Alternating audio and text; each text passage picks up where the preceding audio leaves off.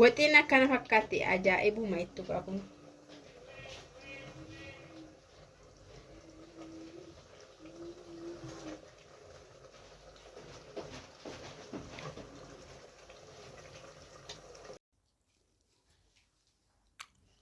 Nangushufi.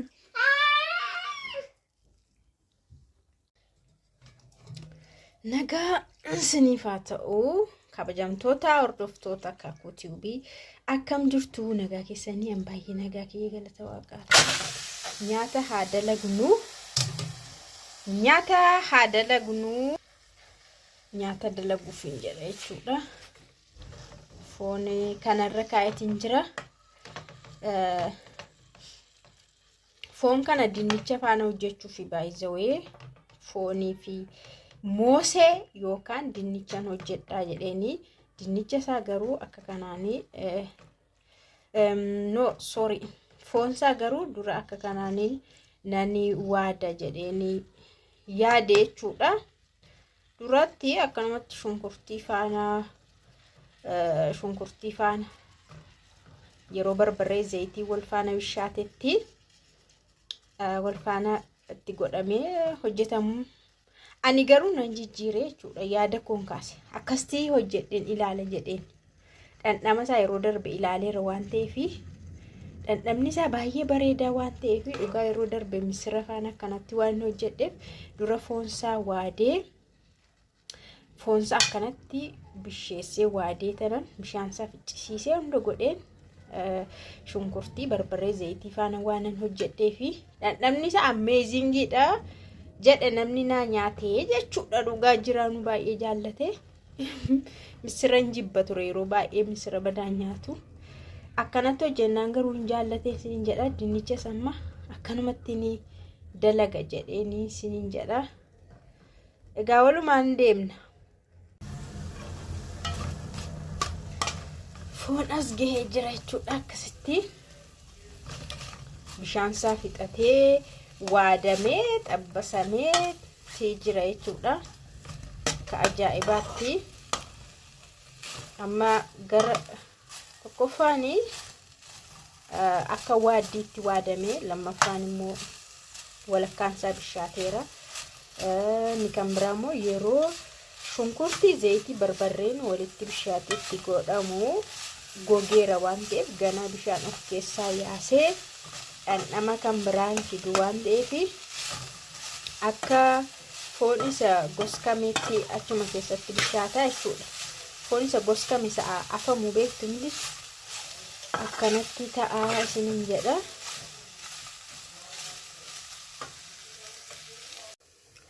Shunkurtii kiyyarra godhadhin jira duwwaadhuma irra kaa'aa jechuudha. Hokkasaatiin jalqaba akkanaa bishaatuu fi isa booda kan zayitii illee itti godhu.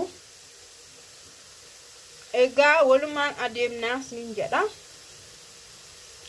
Namni tokko engadda gaafa viidiyoo kana hojjedhe viidiyoo kan biraa yeroon hojjedhetti waan inni komantiin naa barreesse wayii jira jechuudha. Komanticha garuu amma sinin deebisu. Komanticha amma sinin deebisu sirriitti bareechee booda sinin deebisaan sinin jedha. Anyways wanti ilaalamee nama fayyadu nama fayyada. Komadii ulaala namni itti bu'aaruudhaaf. Waan namni tokko hojjetu immoo yookaan sirriidha jechuufis sirrii miti jechuufis ilaaluun baay'ee gaariidha isiniin jedha.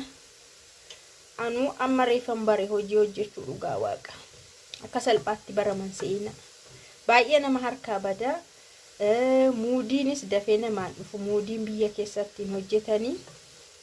Anuu reeffan waan hundumaa sirriitti baraa isiniin jedha gaafa reeshiidha anuu. Bitaniin amma duwwaadhuma isaatu haala ajaa'ibaatiin bishaachuutti dhufee jechuudha. Kanaaf amma zayitii itti godhadhaa jechuudha.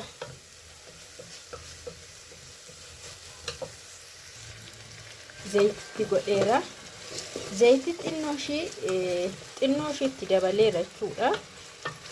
Maaliif seetanii dinnichi xinnoo ishee bishaan itti godhama waan ta'eef Zaytiin immoo yeroo sanaan barbaachisaa jechuudha. Akka misiraatti gogaa hin ta'u dinnichi. Akka misiraa hin ta'u jechuudha. Akka kiikii faa hin ta'u. Xinnoo ishii maal jedhama laqa godhamaa jechuudha. Dinnichi yeroo hojjetamu malee baay'ee jabaataa ta'a jechuudha. Yoo akka misiraatti hin goskaa jettee bishaan dhugattee akka kiikis yoo goote kanaaf jechuun zayitii xiqqoo ishii baay'isee jiran siniin jedha hordoftoota. Shunkurtiin kiyya as ergi gahee shunkurtii adiin itti godhachuudha. Har'a zinjibila waan hin qabne shunkurtii adii qofan itti naqa. Jinjibila maal jedhama afaan Oromoodha. Dhumeera waan ta'eef mana kanaa hin bitamne shunkurtii adii qofan itti godha jechuudha. Yaa zinjibilli baay'inaan baay'eesi baay'ee baay'eenisi zinjibila baay'een akka shunkurtii adiin garuu ofiima isaayyuu faayidaa baay'ee qaba. Zinjibillis qaba garuu akka shunkurtii adii miti. Na yoo hafes badaa miti siniin jedha garuu shunkurtii adii hin hafin keessa dhugaa waaqa. Osoo zinjibilli hafee osoo shunkurtii adii hafee zinjibila bichaatti gootanii akka shunkurtii adiitti siniin mi'eessu. Shunkurtii adiin garuu bakka waxii Itoophiyaa kana kan akka ajaa'ibaa mi'eessu shunkurtii adiidha. Kanaafuu kiiloon isaa akkas waddade 300 meeqa seeta shunkurtii adiin jechuudha. Idan shunkurtiin kiyya gara bifa ashgaarii yookaan maal jedhama bifa akka diimachuu ta'aara waan ta'eef sirriitti bishaateera jechuudha. Kanaaf amma barbaree kiyyatti godhadha.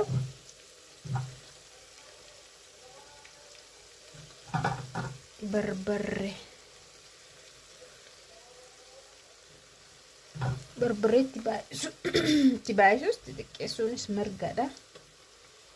Sirriitti naafaa furdatu naafaa diimatu jedhan yoommoo lakkii xinnoodhuma isaa adii isaan barbaada jedhanis mirga abbaati jechuudha. Kaataa barbaree jaallatutti itti godhatamanni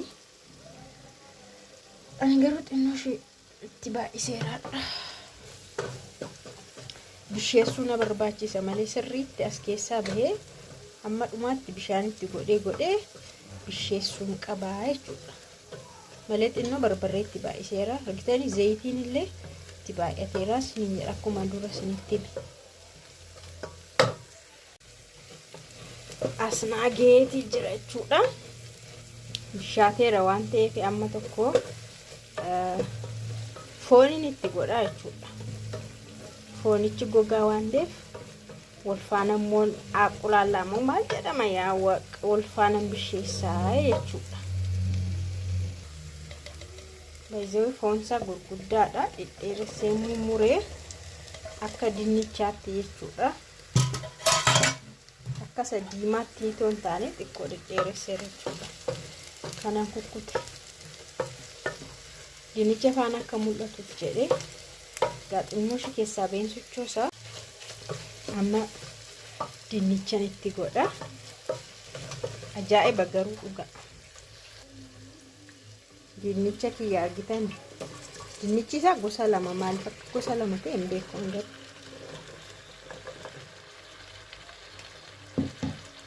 Dinnicha kiiloo tokko baay'ee waytu. Kiiloo tokkitti kiiloon tokko birrii 45. Yaabee sochoosuu dhagaa jabeessi. Kas fakkaata. Gaa kana suuta bishaatti godhaan bisheeffadha. Gadhuma na wajjin tura. Argitanii ittoo kiyya akka isheen bareeddu akka ajaa'ibaa bareeddi xumura jala gahaan jira jechuudha. Dinnichi isaa bishaateera waan ta'eef bishaachuutti jira waan ta'eef bakka daqiiqaa muraasatu na hafee siin jedha. Qimamii garaagaraa itti godha. Isa booda nan xumuraa jechuudha.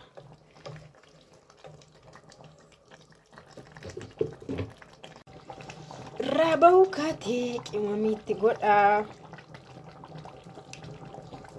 woxiin kiyya xumurarra geesseetti. Qimamii kan biraatti godha.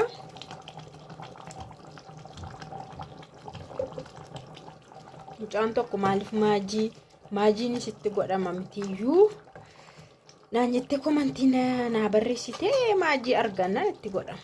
Maajiin garuu suppermaarkeettii faa malee yeroo baay'ee hin argamu.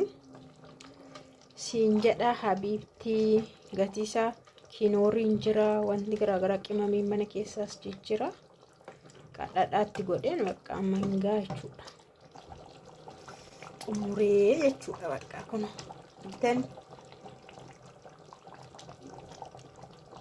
kana fakkaata.